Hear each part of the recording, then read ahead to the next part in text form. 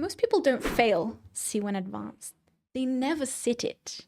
And I know that sounds dramatic, but after years of preparing candidates for Cambridge exams, I'm convinced it's one of the biggest problems.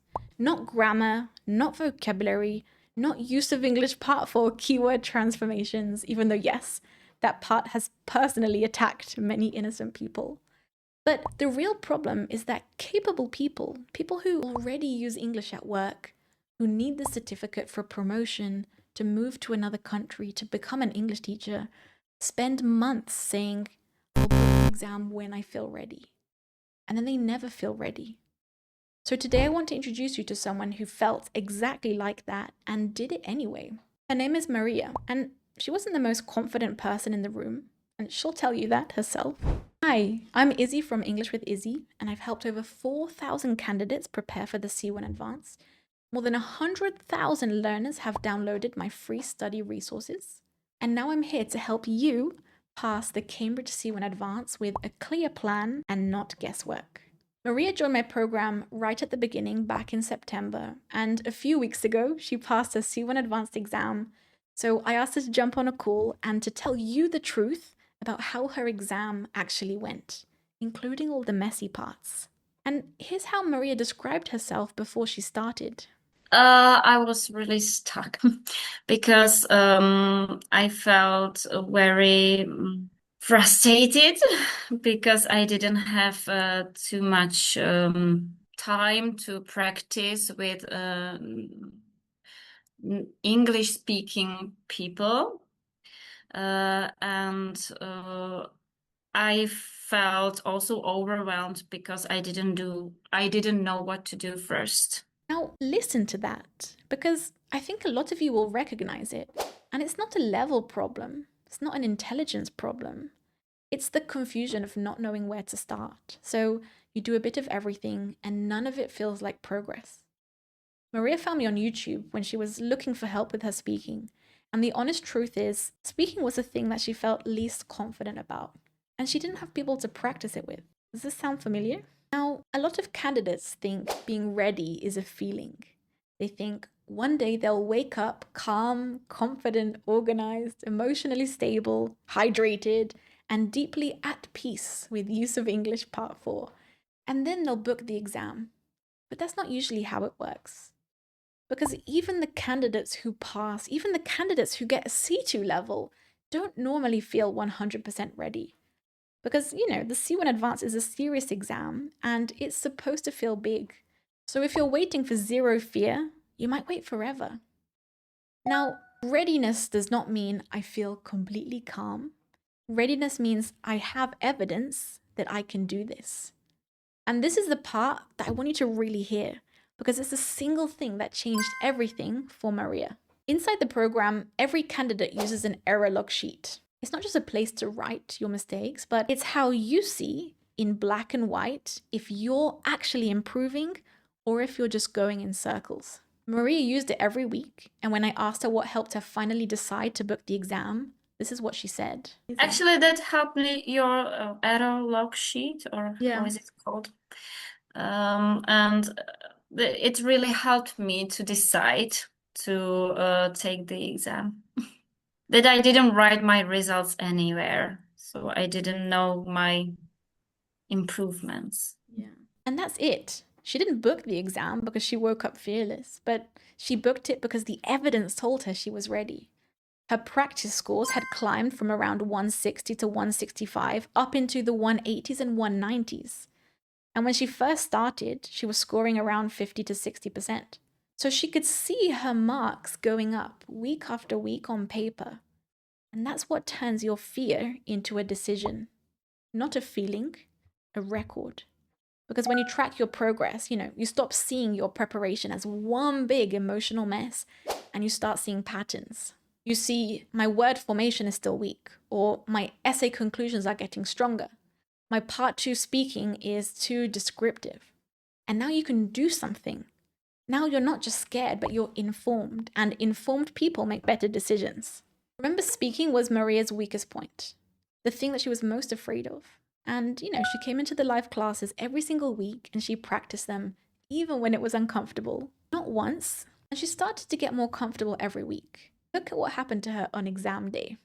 And when I came into the room, it was a little bit different because, we were online and they were real, the people sitting there face to face talking. So first it was a little bit strange, but Yeah, of then course. I forgot. Sorry, I forgot. I remember the phrases and sentences. So I felt really that it's already natural the way I speak. So that's why I also had a good score in speaking in the real exam. So, a good score is an understatement because Maria got 194 in speaking, almost C2, in the skill that she was most afraid of. Yes, yes. I feel that I can communicate now in a better way. Yeah. That's the change. The person who didn't have anyone to practice with, who dreaded the speaking test, walked out with a near C2 speaking mark because she trained her weakness on repeat instead of avoiding it. Now, I promise you the messy parts too, because a testimonial that sounds all sunshine and rainbows isn't useful to you. But Maria's reading came back lower than everything else, a B2, and that's why that matters for you. At home, she was consistently scoring 195 in reading, C1, easily. But she sat the digital version of the exam, and reading long text on a screen was quite difficult for her. And, add exam day stress. So she got stuck on reading parts 7 and 8. She lost track of her timing, and it cost her a little bit. So this is a really good learning opportunity for everyone else. One, your results are not a perfect snapshot of your level. Nerves and, whether you take the digital or the paper-based exam is important. So if Maria was scoring C1 at home, that is her reading level. And then lesson number 2, decide early whether paper or digital is right for you and practice in that exact format. Reading on a screen generally does not suit everyone. And it's not a weakness. It's just information you want to know before exam day, not during the exam. Her other marks, use of English 195, writing 186, listening 184. 3 solid C1s and 2 were nearly at C2. Before Maria joined, which she nearly didn't, and her reason is one I hear constantly. I think that was, and I was also a little bit uncertain if I'm able to be in that kind of class because, as I said, I lack the confidence in speaking. So I was expecting that there will be a lot of people who know how to speak, and I will be like, I don't know how to say it, but I was really stressed about the speaking. Yes.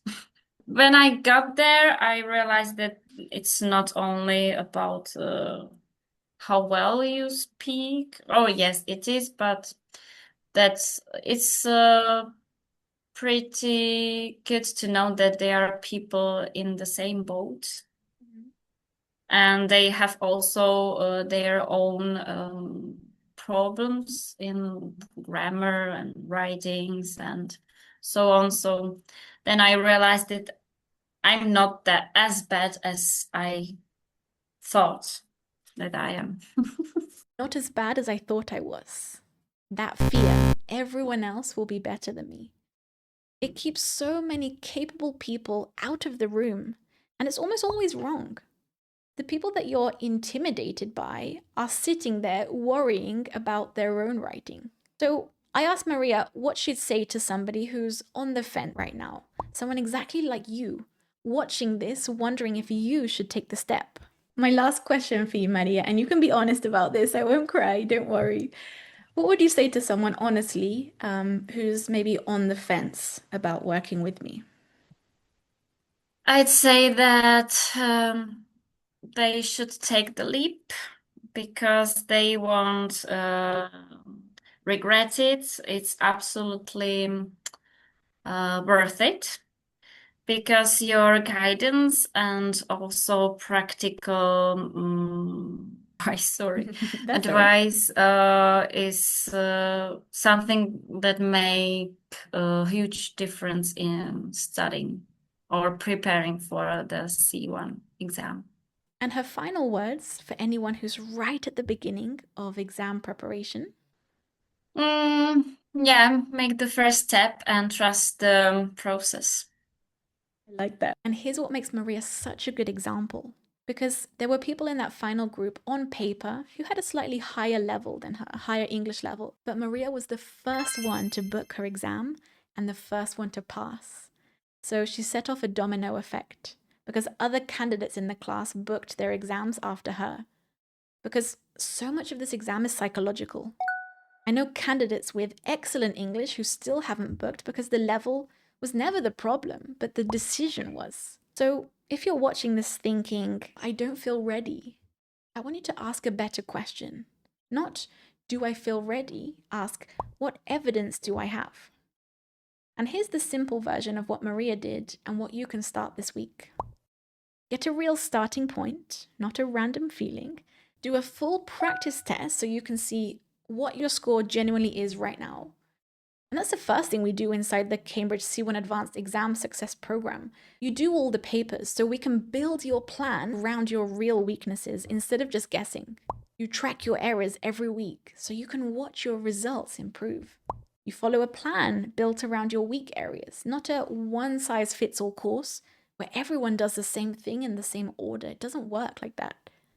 And set an exam window. Not necessarily a date tomorrow, but, a time frame. Like 6 months, I want to be ready. And that one decision gives you direction. So, are you too scared to take the C1 Advanced? Maybe, and that's okay. Maria was too, especially about speaking. And she came out with 194. So, the goal is never to be fearless, but the goal is to be prepared, to have the evidence, and then take the step. And there are 2 ways I can help you do that.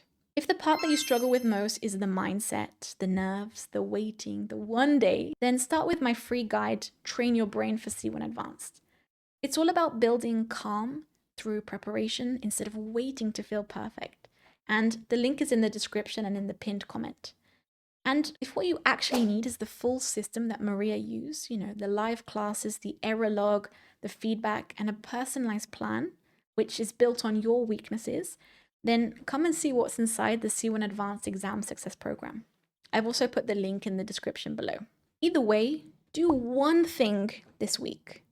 Look honestly at your preparation and ask, am I actually preparing for an exam date, or am I keeping C1 Advanced as a one-day dream? Because those are very different things. Maria stopped waiting, she trusted the process, and now she has a certificate.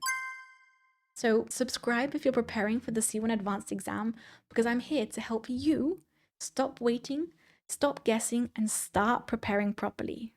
And remember, your future English starts with what you do today.